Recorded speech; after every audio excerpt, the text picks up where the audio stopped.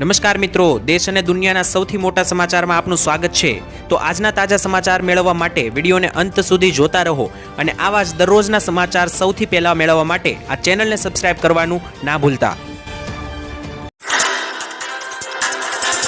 તો મિત્રો આજના પ્રથમ સમાચાર વિશે વાત કરીએ તો કોરોનાના કેસમાં ફરી એકવાર વધારો, ગુજરાતીઓએ સાવધાન રહેવું।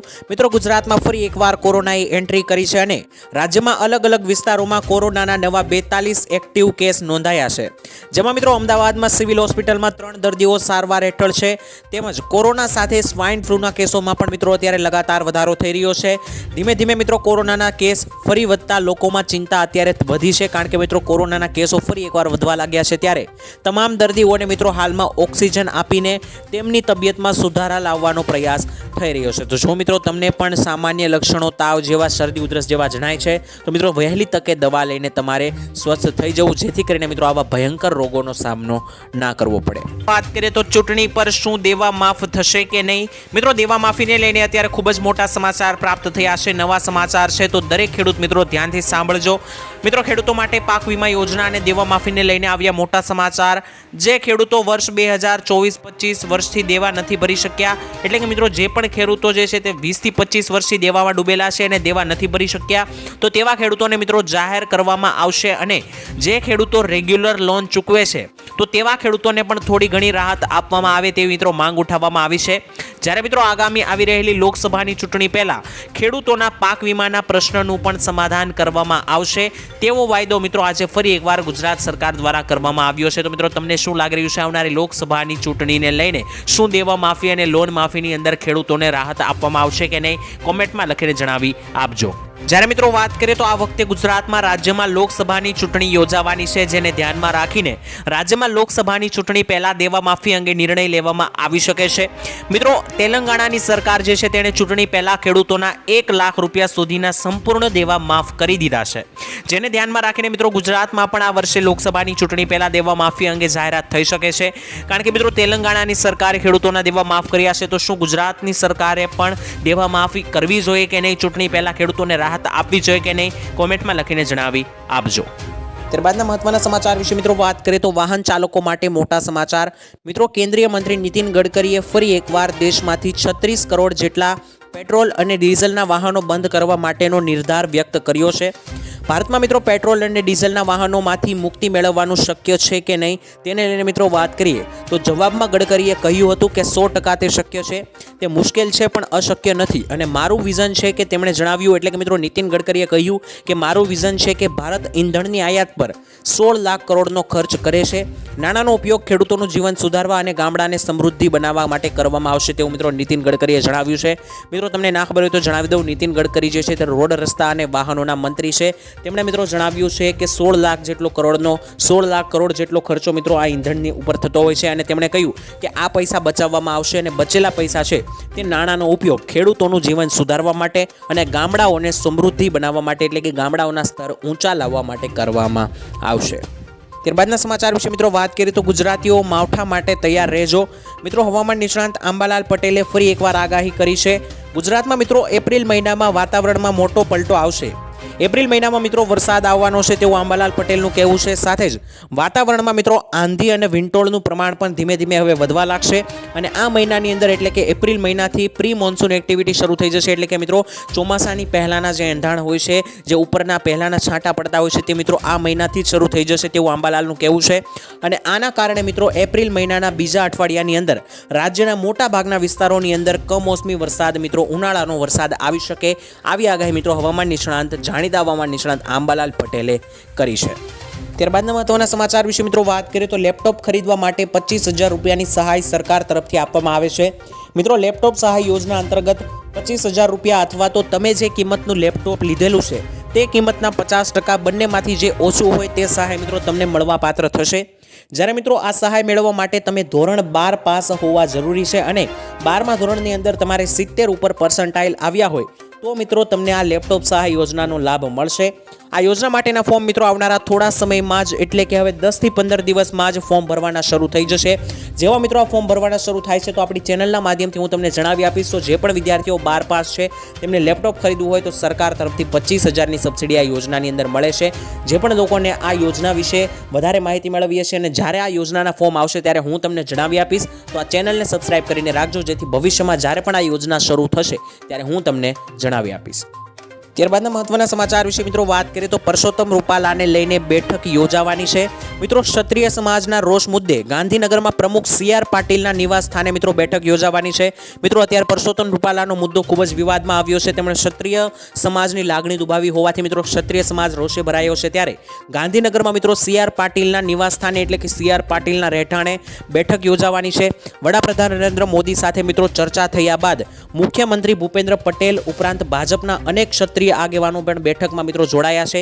તો બેઠકમાં મિત્રો આવનારા સમયમાં આ બેઠકને લઈને શું નિર્ણય આવે છે, બેઠકમાં શું ચર્ચા થઈ તેમના વિશે મિત્રો આગળ ચર્ચા થશે અથવા તો વાત ખબર પડશે તો મિત્રો અમે તમને જણાવી આપશું. તો ચેનલને સબસ્ક્રાઇબ કરીને અચૂક રાખજો.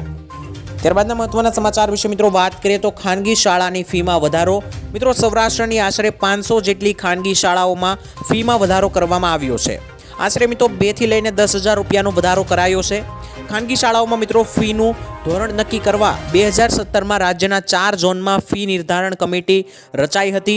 જ્યારે મિત્રો કમિટીમાં પૂરતા સભ્યોની નિમણૂક પણ થઈ નથી. આમ મિત્રો ખાનગી શાળાઓમાં ફી નિર્ધારિત થઈ શકતી નથી. સૌરાષ્ટ્ર ઝોન માટે મિત્રો બનેલી કમિટીમાં 5માંથી માત્ર 2 સભ્યો જ મિત્રો હાલ અત્યારે રહ્યા છે કમિટીમાં. ફી વધારાના કારણે મિત્રો વાલીઓના બજેટ પણ અત્યારે ખોરવાયા છે, કારણ કે મિત્રો બાળકોની ફીની અંદર વધારો થતો જાય છે, જેથી કરીને મિત્રો અત્યારે વાલીઓને જેમની પાસે પૂરતી ફીના રૂપિયા ના હોય તે પણ મૂંઝવણમાં આવે છે.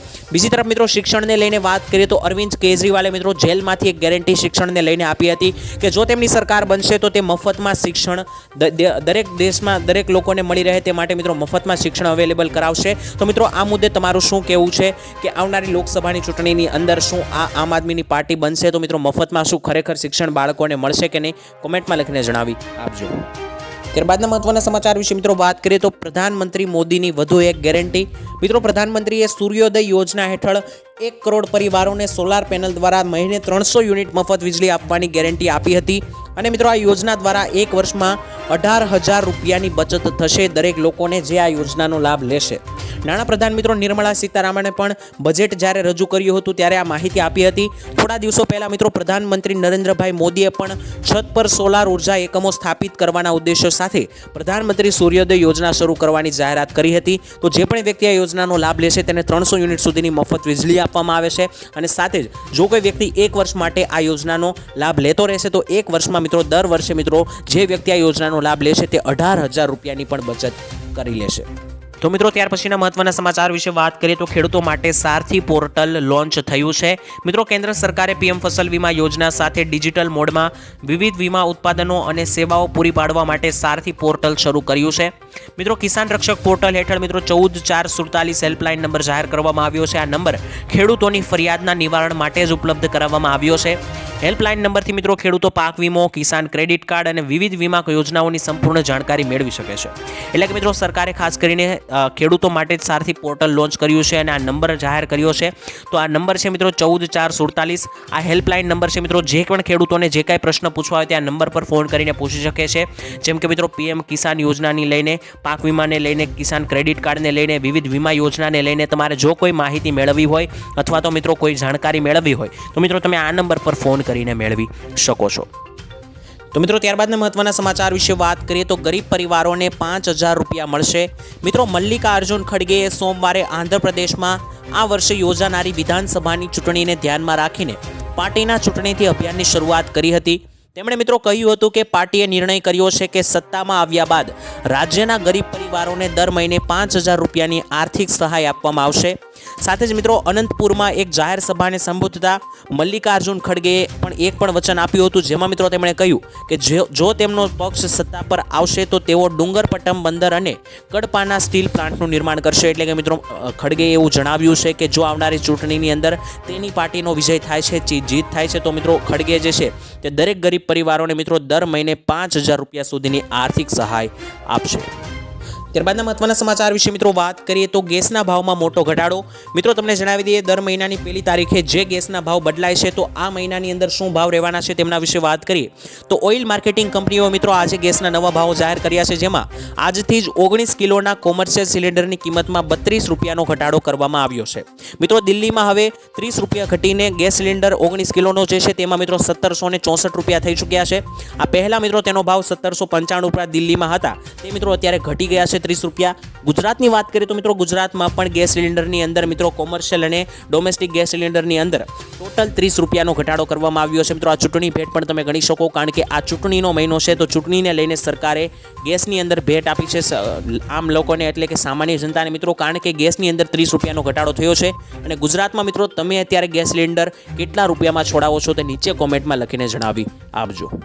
તો મિત્રો ત્યારબાદના મહત્વના સમાચાર વિશે વાત કરીએ તો કેજરીવાલે જેલમાંથી 6 મોટી ગેરંટીઓ આપી.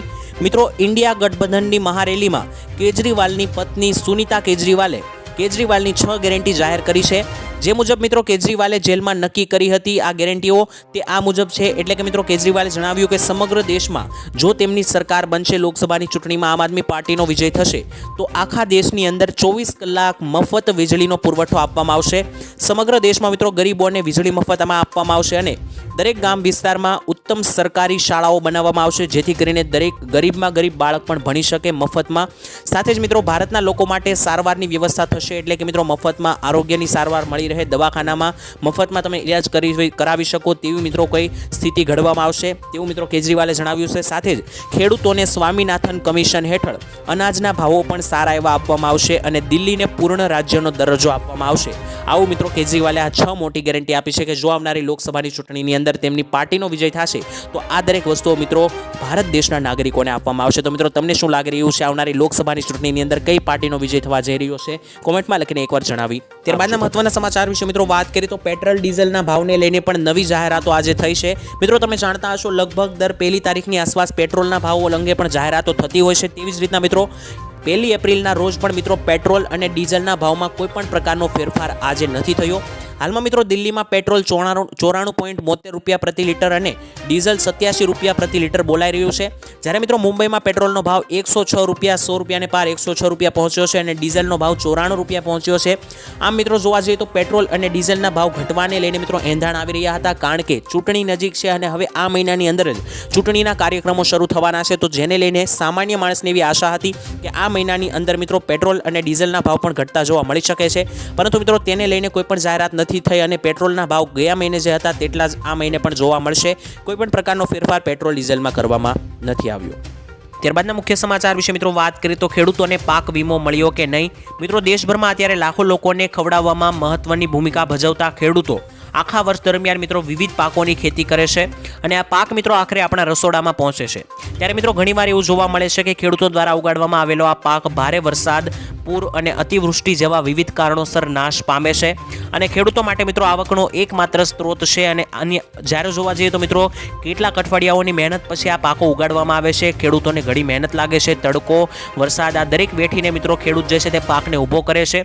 ત્યારે મિત્રો આ પાકને જો નુકસાન થઈ જતું હોય છે ઘણીવાર વાવાઝોડું અને માવઠાને કારણે, તો મિત્રો ખેડૂતો ખૂબ જ દુઃખી થતા હોય છે. આવા કિસ્સામાં મિત્રો તેમને પાક વીમો આપવામાં આવે છે, પરંતુ કેટલાક ખેડૂતોનું એવું કહેવું છે કે છેલ્લા ઘણા સમયથી તેમને પાક વીમો નથી મળ્યો. અને મિત્રો કોંગ્રેસના પણ કેટલાક નેતાઓનું કહેવું છે કે ખેડૂતોના હકના 15 થી 20 હજાર કરોડનો પાક વીમો જે છે તે મિત્રો ખાઈ ગયા છે. તો મિત્રો આ યોજના અંગે પાક વીમાને લઈને મિત્રો તમારું શું કહેવું છે? શું ખેડૂતોને ખરેખર પાક વીમો મળવો જોઈએ કે નહીં નુકસાનને કારણે? નીચે કોમેન્ટમાં લખીને જણાવી આપજો.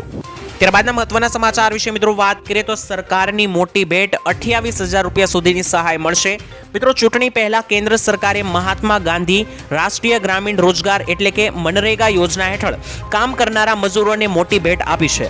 સરકારે મિત્રો મનરેગા મજૂરી દરમાં 3 થી લઈને 10% વધારો કર્યો છે. મનરેગા મજૂરો માટે મિત્રો હવે નવા વેતન દર 1 એપ્રિલ 2024 થી લાગુ થવાના છે. તો 1 એપ્રિલથી મિત્રો મનરેગાના લાભાર્થીઓને પણ મોટી સહાય મળશે. આંધ્રપ્રદેશમાં મિત્રો 300 રૂપિયા, અરુણાચલ પ્રદેશમાં 234 રૂપિયા, બિહારમાં 245, છત્તીસગઢમાં 243 અને ગુજરાતમાં 280 રૂપિયા સુધીનું મનરેગાનું વેતન આપવામાં આવે છે. મનરેગા હેઠળ મિત્રો મનરેગાનું જે યોજના છે તેના હેઠળ મિત્રો મજૂરોને કામ આપવામાં આવે છે સરકાર દ્વારા, જેમાં આ કામમાં ખાડા ખોદવાથી લઈને નાળા બનાવવાનું કામ સામેલ છે. આ યોજના હેઠળ મિત્રો એક વર્ષમાં 100 દિવસની રોજગારની ગેરંટી મળે છે. તો જે પણ મજૂરોને કામ નથી મળતું તે મનરેગા યોજના અંતર્ગત કામ મેળવી શકે છે, નોકરી મેળવી શકે છે, જેમાં મિત્રો તેને 280 રૂપિયા સુધી ગુજરાતમાં રૂપિયા આપવામાં આવે છે અને ટોટલ 28,000 રૂપિયા સુધીની સહાય મળે છે. તો મિત્રો ત્યાર પછીના મહત્વના સમાચાર વિશે વાત કરીએ તો કન્યાઓને 12,000 રૂપિયાની સહાય મળશે. મિત્રો અનુસૂચિત જનજાતિના પરિવારોની પ્રભુતામાં પગલાં માંડતી દીકરીઓના સપના ખરા અર્થમાં સાકાર થાય તે માટે રાજ્ય સરકારની કુંવરબાઈનું મામેરું યોજના હેઠળ લાભ મળે છે. તો આ યોજનામાં મિત્રો અનુસૂચિત જનજાતિની દીકરીઓને આ યોજના હેઠળ 12,000 રૂપિયાની સહાય આપવામાં સરકાર તરફથી આવે છે. તો મિત્રો રાજ્યની 90,000 કરતાં વધારે દીકરીઓ તેનો લાભ મળી રહ્યો છે. તો મિત્રો સરકારે આ યોજનાનો લાભ લેવા માટે અને તેનો બહોળો પ્રચાર કરવા માટે પણ અપીલ કરી છે. તો જે પણ દીકરીઓને આ યોજનાનો લાભ લેવો હોય તે મિત્રો લઈ શકે છે જો તેઓ આ ક્રાઇટેરિયામાં ફિટ બેસે છે. તો કુંવરબાઈનું મામેરું યોજના હેઠળ મિત્રો દરેક કન્યાઓને 12,000 રૂપિયાની સહાય મળી શકે.